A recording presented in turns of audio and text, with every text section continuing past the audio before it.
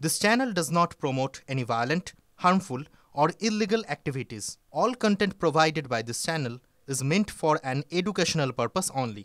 14 তারিখ রাতে লক্ষ লক্ষ মানুষ দলমত নির্বিশেষে কোনো রাজনীতির রং না দেখে রাস্তায় নেমেছেন এবং তার সঙ্গে সেই রাতে সাংবাদিকরা কিভাবে লড়াই করেছিলেন সেই দুর্বৃত্তদের সঙ্গে তা নিয়ে বললেন তিলোত্তমার বাবা। উনি তো প্রথম থেকেই চেষ্টা করছিলেন, মিথ্যা কথা বলবো না, উনি প্রথম থেকেই চেষ্টা করছিলেন বিষয়টাকে গুরুত্ব দেওয়ার জন্য এবং গুরুত্ব দিচ্ছেন, এটাও আমি দেখতে পাচ্ছি। উনি তো সিবিআইকে দেবেন বলেছিলেন, কিন্তু আমরা আগে থেকেই সেটাকে সিবিআই যাতে হ্যান্ডওভার হয়, যাতে কোনো সমস্যা তৈরি না হয়, সেজন্যই আমরা সিবিআইকে দিই। আপনারা দেখতে পাচ্ছেন রাস্তায় লক্ষ লক্ষ কোটি কোটি আমার ছেলে মেয়ে নিচে রাস্তায় নামছে, সবাই কিন্তু নির্দল, মানে কোনো পক্ষ থেকে নামছে না। যদি কোনো পক্ষের লোক হয় সেও কিন্তু খালি হাতে রাস্তায় নামছে প্রতিবাদ করার জন্য। কে ফোন করেছিল প্রথম, মানে বলা হচ্ছে অ্যাসিস্ট্যান্ট সুপার। সেটাই হসপিটালের ভিতরে ওনার বডি দেখেছিলেন? আমরা পৌঁছানোর 3 ঘন্টা পরে হাসপাতাল আমাদের সঙ্গে কোনো সহযোগিতাই করেনি প্রথম দিন থেকেই। ডিপার্টমেন্ট এবং প্রিন্সিপাল আমরা ওই রকম মানসিকতার মধ্যে রয়েছি, প্রিন্সিপাল আমাদের ডেকে পাঠাচ্ছে সমস্ত বিষয়টাকে ওইদিকে মুভ করার জন্য। এটাই তো আমরা বুঝতে পারছি, কারা করেছে কে করেছে এই বিষয়ে তো আমরা বলতে পারবো না। সমস্ত এই যে এত আমার মেয়ে এবং ছেলে রাস্তায় নেমেছিল, সবাই আমাকে একটা কি বলবো, আমার মেয়ের মানে আমার মেয়ে ছেলের মতন মনে করছি যারা রাস্তায় নেমেছিল। এমনকি একটাও বলছি, TV9 বাংলার একটা মেয়ে এত দুর্বিষহভাবে সেদিন অস্বস্তিভাবে ছিল, আমার দেখে অন্তত ভয় লাগছিল ও মেয়েটার আমার মেয়েটার মতন অবস্থা হবে নাকি। সত্যি আমার তখন মনে হচ্ছিল, আমিও তখন টিভিতে দেখছিলাম, আমার খুবই খারাপ লাগছিল। আশা রাখছি, আমাদের এক জায়গায় তো আশা রাখতে, কোর্ট আছে, কোর্টের উপরে তো আশা সারা ভারতবর্ষের লোকই রাখে, আমিও সেই জায়গাটায় আছি। তিলোত্তমাকে ধর্ষণ খুনের ঘটনায় প্রশ্নের মুখে রাজ্যের নারী নিরাপত্তা। কর্মস্থলে মহিলাদের সুরক্ষা ব্যবস্থা নিয়ে TV9 বাংলা এক্সক্লুসিভ প্রতিক্রিয়া কলকাতা হাইকোর্টের অবসরপ্রাপ্ত প্রধান বিচারপতি দেবাশিস কর্মকর্তা। যে চিকিৎসকরা, মহিলা চিকিৎসকরা নাইট ডিউটি করেন, সেই নাইট ডিউটি থাকরত চিকিৎসকদের একটা বড়সড় নিরাপত্তার খামতির বিষয়টি নজরে এসেছেন।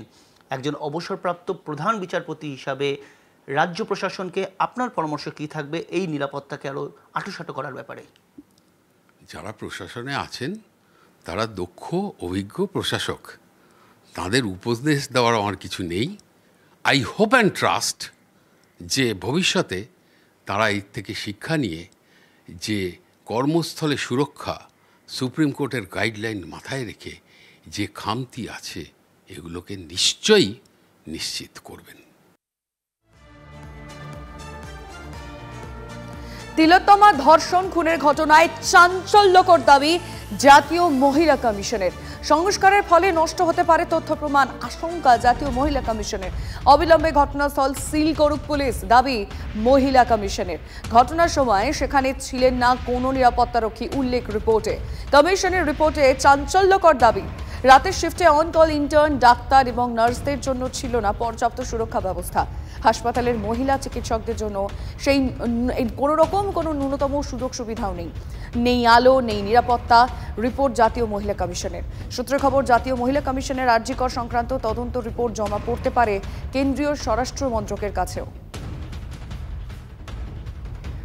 আর একবার আপনাদের জানিয়ে রাখতে চাইব, জাতীয় মহিলা কমিশনের তরফ থেকে ঠিক কি বলা হয়েছে তিলোত্তমা ধর্ষণ খুনের ঘটনায় চাঞ্চল্যকর দাবি, ঠিক কি বলা হলো জ্যোতির্ময় কর্মকার আমাদের রিপোর্টারের কাছ থেকে জানবো। জ্যোতির্ময়, দেখো, গত 12ই আগস্ট ন্যাশনাল উইমেন্স কমিশনের তরফ থেকে একটি টিম এসেছিল, 2 সদস্যের টিম এসেছিল আরজি করে, এবং তারা পুলিশ প্রশাসন সহ তারা যে ক্রাইম সিন এবং হাসপাতাল কর্তৃপক্ষের সঙ্গে তারা কথা বলে এবং এই ঘটনার শতপ্রণোদিত কগনিজেন্স নিয়েছে এনসিডব্লিউ এবং তারপরেই তারা 2 সদস্যের তদন্ত কমিটি গঠন করার সিদ্ধান্ত নেয়।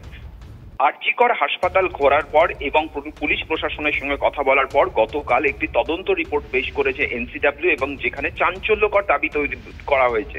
সেখানে বলা হয়েছে রেনোভেশনের নামে হাসপাতালে এই মুহূর্তে যে ভাঙাভাঙি চলছে তা আদতে প্রমাণ লোপাটের চেষ্টা, এবং এক্ষেত্রে প্রশাসনের ভূমিকা, পুলিশের ভূমিকা নিয়ে যেমন প্রশ্ন তোলা হয়েছে, প্রাক্তন প্রিন্সিপালের ভূমিকা নিয়েও প্রশ্ন তোলা হয়েছে। তাকে যে জিজ্ঞাসাবাদ করা হয়েছে সেই জিজ্ঞাসাবাদ অসম্পূর্ণ বলে তারা দাবি করেছেন। হাসপাতালের যে পরিকাঠামো, সেই পরিকাঠামোতে মহিলা চিকিৎসক, নার্স এবং ইন্টার্নদের জন্য প্রপার ব্যবস্থাপনা নেই, তাদের জন্য টয়লেট নেই, তারা যে রাতে কাজ করে তাদের নিরাপত্তার ব্যবস্থার জন্য প্রপার সিকিউরিটি সিকিউরিটি গার্ড নেই এবং তার পাশাপাশি তাদের রেস্ট রুম নেই, অর্থাৎ যেখানে তারা তাদের কাজের পরে রেস্ট নেবেন তেমন কোনো আলাদা করে ঘর নেই। অর্থাৎ হাসপাতালের সামগ্রিক ব্যবস্থাপনা, পরিকাঠামো, নিরাপত্তা নিয়ে ছত্রে ছত্রে প্রশ্ন তোলা হয়েছে। অর্থাৎ আঙুল কিন্তু রাজ্য সরকার এবং রাজ্য প্রশাসনের দিকে। সূত্র মারফত যে খবর আমরা পাচ্ছি যে এই রিপোর্ট কেন্দ্রীয় স্বরাষ্ট্র মন্ত্রকে জমা পড়তে পারে এবং এই রিপোর্ট যদি কেন্দ্রীয় স্বরাষ্ট্র মন্ত্রকে জমা পড়ে তার সেই ফাইন্ডিংস কিন্তু সিবিআই তারা যে তদন্ত করছে তারাও সেটা কাজে লাগাতে পারে। ফলত অত্যন্ত তাৎপর্যপূর্ণ সাংবিধানিক ইনস্টিটিউশন এই এনসিডব্লিউ এর রিপোর্ট। ধন্যবাদ জ্যোতির্ময়। সুকান্ত মজুমদার কি বলেছেন এই বিষয় নিয়ে শোনাবো আপনাদের। সিবিআই তাদের তথ্য প্রমাণ অনুসারে তদন্ত করে। সিবিআই কাকে ধরবে কাকে ছাড়বে তো আমরা ঠিক করে দিতে পারি না, তারা তাদের নিয়ম মতো করবে। আমাদের সাথে তো পুলিশ এই ধরনের আচরণ করবে কারণ মাননীয় মুখ্যমন্ত্রীর পুলিশ হচ্ছে পলিটিক্যালি মোটিভেটেড পুলিশ, সিবিআই তো পলিটিক্যালি মোটিভেটেড না। সিবিআই তদন্তের জন্য যে তদন্তের স্বার্থে যেটা করা দরকার সেটা করবে। আমরা চাই সিবিআই তদন্ত করে অপরাধীদের শাস্তি দিক, যারা এই কাজ করেছে তাদের গ্রেপ্তার করুক। এখনও একদম প্রিলিমিনারি স্টেজে আছে তদন্ত, অতএব এই মুহূর্তে খুব বেশি কিছু হবে বলে মনে হয় না। তদন্ত একটু গভীরে যেতে দিন। আমার বিশ্বাস যারা প্রকৃত অপরাধী তারা ধরা পাবে, যদি না পুলিশ এই কয়েকদিনে যে সমস্ত প্রমাণাদি ছিল যেগুলো ছড়িয়ে ছিটিয়ে ছিল যে অকারেন্সের জায়গায়, সেখানে কোনো যদি পুলিশ তার সাথে যদি কোনো ধরনের ছেড়ছাড় না করে বা তার সাথে কোনো ধরনের যদি তাকে ড্যামেজ না করে, ক্ষতি না করে, তাহলে অবশ্যই ধরা পড়বে।